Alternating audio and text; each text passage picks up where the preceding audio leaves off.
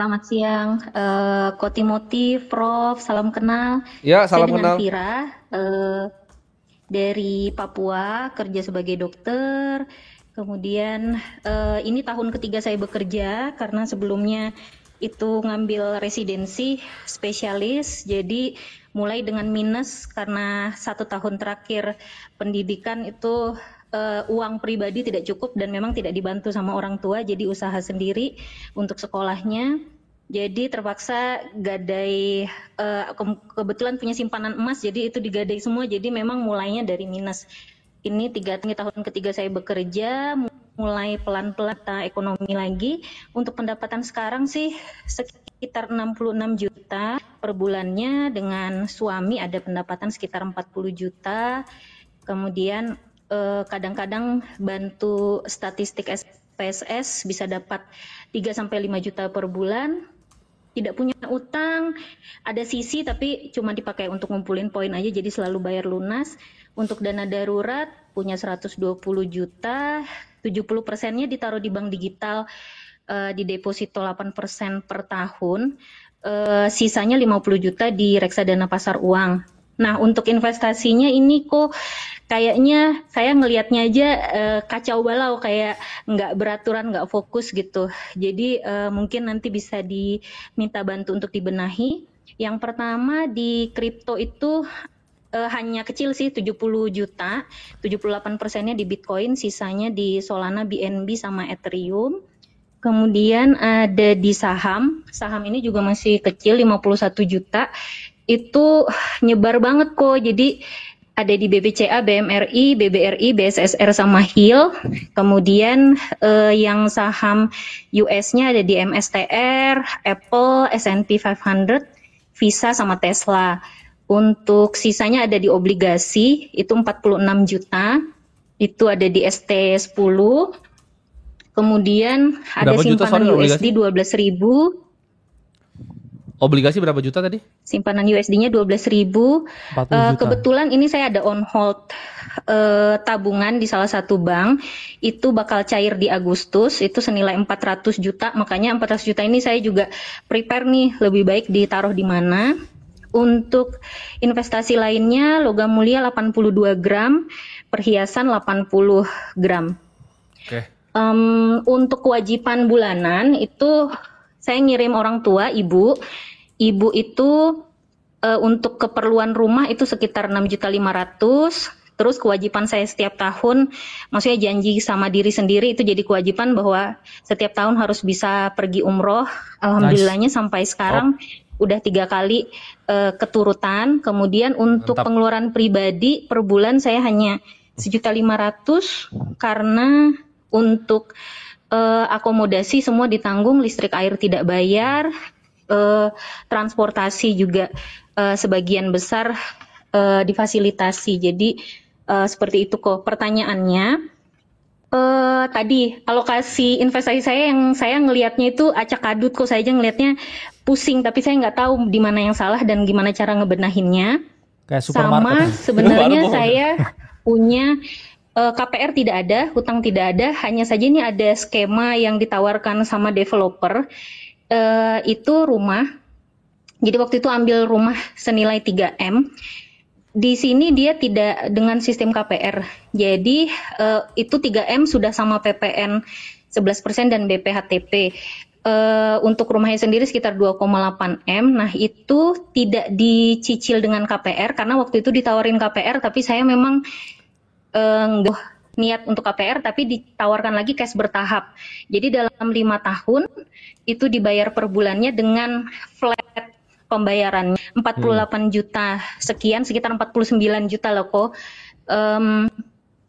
Tapi rumah itu belum bisa saya tempati sampai, atau belum bisa serah terima sampai sudah memenuhi 60% harga rumah. Dan pada waktu cash bertahap itu memang harganya tidak ada kenaikan. Jadi seperti program khusus dari developer gitu kok. Nah, menurut Koko gimana nih kok?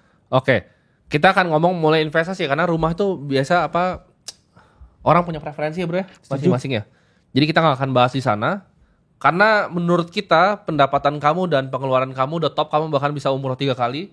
Jadi kamu mau rumah itu bagaimana tuh decision kamu? Itu menurut kamu, menurut kita ya. Yes. Jadi kita mungkin akan bedah dari investasinya. Satu, RDPU tuh udah top tier, udah oke, lu ada di tabungan di bank digital, Vira juga ada di RDPU, udah top lah ya, udah aman. Kita akan mulai dari bedah investasi dulu. Ini yang problem paling besar gue bro. Itu ada di 51 juta saham. Itu Vira ada BCA, Mandiri, BRI, Hill. Pertanyaan pertama Vira, BCA itu 3 bulan terakhir net profitnya berapa? BCA-nya malah sekarang lagi turun kok. Bukan. Yang BCA lagi sebagai profit perusahaan net itu profitnya berapa 3 bulan terakhir? sebenarnya nggak ngerti. Oke.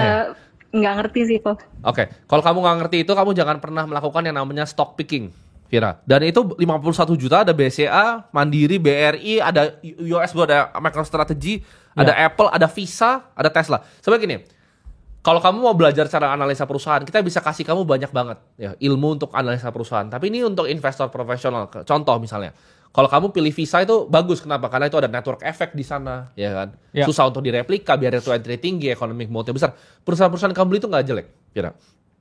Tapi kamu aja nggak tahu net profitnya BCA. Gitu.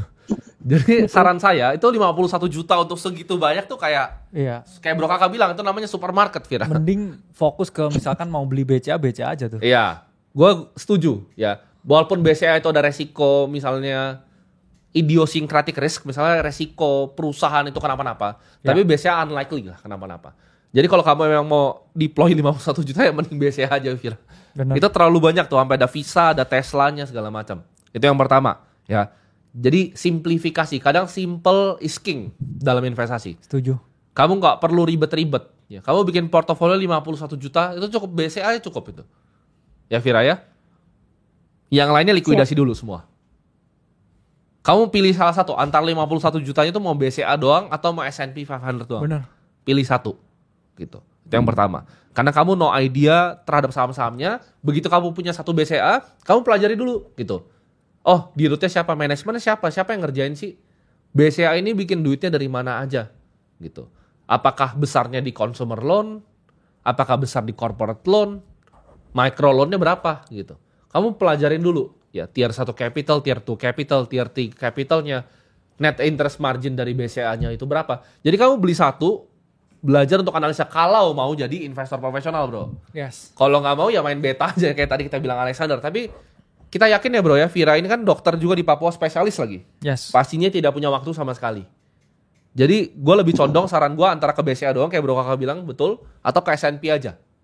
Kalau punya aksesnya. Kalau punya aksesnya, tapi kalau nggak punya ya BCA aja udah oke. Itu yang pertama. Karena udah ada DSNP tadi. Betul. Kecil kayaknya. Kripto ini lebih sulit pasti kan. Vira ini nggak ngerti, BCA aja belum ngerti, apalagi di kripto. Jadi kriptonya ini akan mungkin gue pindahin ke equity semua bro. Kalau gue jadi Vira. Sampai bikin seratusan juta lah. Gitu. Di BCA aja seratusan juta itu nggak masalah. Oke. Obligasi, oke, fine. Kita nggak akan gue touch karena preferensi orang. Emas juga kan perhiasan mungkin suka dipakai atau apa nggak masalah ya. Nah tabungan nih, problemnya tabungannya kemana gitu kan. Jawabannya kamu cari apa yang kamu tahu, Vira. Kamu kira-kira mau investasi seperti apa? Targetnya ini apa nih investasinya? Kita mau nanya dulu target investasi apa? Pertama sih mau ke dana tabungan anakku. Kalau saya hitung-hitung kasar itu mungkin sampai di 2039 dengan inflasi per tahunnya 15%, saya butuh 9,5 M. Ya. Oke. Jadi kamu mesti cari investasi yang kira-kira menuju ke sana kan. Nah, tapi problemnya senjata paling utama manusia untuk mendapatkan portofolio yang besar itu adalah income. Gitu. Pasti. Karena earnings power kamu itu yang paling penting. Karena dari earnings power kamu itu kamu bisa muncul yang namanya savings rate. Nah, savings rate ini makin tinggi di level pendapatan 100 juta kamu, ini building portofolio itu cepat Vira sebenarnya. Kamu nggak usah ngapa-ngapain, kamu cuma tabung aja setahun ya. Itu bisa besar sekali. Let's say kamu bisa nabung 50 juta aja udah 600 juta. Gitu kan. Kamu bisa tabungnya cepet nih. Nah, target itu kan 15% per tahun kan anak 9,5 M mungkin tuh sampai kuliah kali ya bro ya. Yes. Dan lebih harusnya ya. Jadi saran kita adalah kamu cari investasi yang kira-kira bisa 10-11% per tahunnya. Nah itu biasa ada di mana? Satu, contoh BCA itu bisa. Tapi dividennya kamu reinvestasi balik ya, itu kira-kira bisa 10-11%. Historical ya. Tapi balik lagi, past performance tuh nggak equal future return. BCA itu bisa jadi instrumen, saham BCA. S&P 500 bisa jadi instrumen juga, gitu. Kalau kamu punya time horizon yang sampai 10 tahun kamu bisa tahan drawdown-nya, Bitcoin 5-10% is not a bad idea. Paham nggak, Vira? Berarti yang 400 juta bakal cair di Agustus ini better saya tempatin di BBCA, S&P, Yes. dan Bitcoin kok. Untuk 5% boleh lah. Ya, Kalau kamu terus- punya time frame panjang. Oke lah. Tapi tadi untuk plan KPR-nya yang bisa 60% tinggal itu ada deadline-nya nggak itu untuk dibayar? Di 2029. Nah, perhitungan saya kalau 2029 selesai, itu anak baru mulai sekolah itu di 2009 akhir, selesainya di 2009 awal. Jadi pembagian dananya kira-kira tidak terlalu berat lah gitu. Berarti sekarang tinggal di mana rumahnya? Sekarang di Papua dapat fasilitas akomodasi Dari tempat semi kerja ya? apartemen dengan semuanya udah dilengkapin. Oke ya. Kalau Karena saya sih tinggal di situ ya. bener, karena gini, kan kadang banyak orang tuh yang kayak kita ngomong ngos-ngosan bro. Ya. Mereka nyicil rumah terus terbebani dengan biayanya. Dan kalau Betul. so far itu belum jadi kebutuhan dan suami dan anak juga masih enjoy di sana, kita mending di sana dulu ya. Iya. Karena nggak ada kebutuhan Oke. di usia produktif juga untuk kayak duitnya semua ke rumah dulu apalagi Punya langsung rumah. dilunasin. Jadi mending itu tadi ya, portofolionya dirapiin, fokus ke BCA, S&P 500 dan sedikit Bitcoin. Betul. Itu top tier sih. Ya, sambil ya itu tadi tetap Untuk umroh setiap alokasinya tahun. kira-kira persentasenya kok Oke, kalau alokasi, ini gue akan taruh 50% di S&P, Setuju. mungkin sekitar 40% tuh di BCA, tapi nggak mungkin semuanya BCA ya. Mungkin 40% tuh gue bagi, 40-nya tuh 70-30 lagi, BCA tuh 70, BRI mungkin 30. Gue bikin sedekat mungkin ke indeks, sedekat mungkin ke betanya. Kira-kira seperti itu. Tapi kalau kamu nggak mau ribet, size masih di bawah 1 miliar. Kalau tadi Alexander agak beda ya, soalnya Alexander Ya. kan udah 1 miliar lebih. Mungkin ke BCA aja nggak masalah, it's fine. Uang Ya. segitu. Karena ya mungkin ya kalau kita lihat dengan tadi kan mau dapat ini ya 500 juta sekian ya. Ini Iya. mungkin ya untuk Ibu Nah, ya ini. Vira Ibu ya. Vira. Nah, ini Bro kakak bikinin. Share mungkin coba. bisa dilihat ya di share screen-nya untuk Ah. portofolio Ibu Vira. Kita bisa melihat bahwa 50% S&P 500 banyak sekali yang bisa buat beli di sini ya. Ya. BCA 40%, BTC 10% dengan pastinya ya bro. Ya. Metodenya ya mungkin kalau punya 400 juta jangan 400 juta sekarang langsung masuk market tuh. Iya. Coba bangun exposure pelan-pelan ya. Cuman tadi yang kayak saham yang terlalu banyak yang minimarket tadi ya dikeluarin dulu semua jadi Siap, cash bro. dulu ya. Terus kemudian coba masuk ya setiap minggu atau setiap bulan dengan komposisi seperti ini. Nanti pasti Bu Vira lama-lama udah dapet feel-nya dan juga tahu kapan dan juga gimana mengalokasikannya. Sama gini sih Bu Vira, ya, bagi yang 40% BCA ini saya ada kasih saran untuk sekalian belajar Bu Vira. Jadi sekalian kamu beli suatu perusahaan, kamu belajar juga gitu. Kan pasti ada free time-nya tuh. Walaupun dokter juga ada free time lah bro ada ya. sih. Yes. Coba belajar sedikit gitu. Cari misalnya perusahaan ini ngapain sih gitu. Net interest margin itu datangnya dari mana sih? Selisihnya itu dapat dari mana gitu. Besarnya di mana gitu, dapatnya dari mana? Oh, jumlah nasabahnya grow-nya besar nih. Padahal karyawannya tetap nih. Berarti ini perusahaan yang beda nih. Terus belajarin apa sih bedanya sama bank-bank yang lain? Oh, mungkin dari brandnya berbeda. Gitu, dari pelayanan konsumennya berbeda. Mungkin dari satuannya berbeda. Itu kan kualitatif tuh. Oh, manajemennya someone yang bisa di-admire gitu kan. Ya. Jadi itu step by step gitu. Tapi kalau misalnya nanti ke depannya udah lebih advance, mungkin biasanya bisa diganti Microsoft, bro. Benar. Asal punya pengetahuan di sana.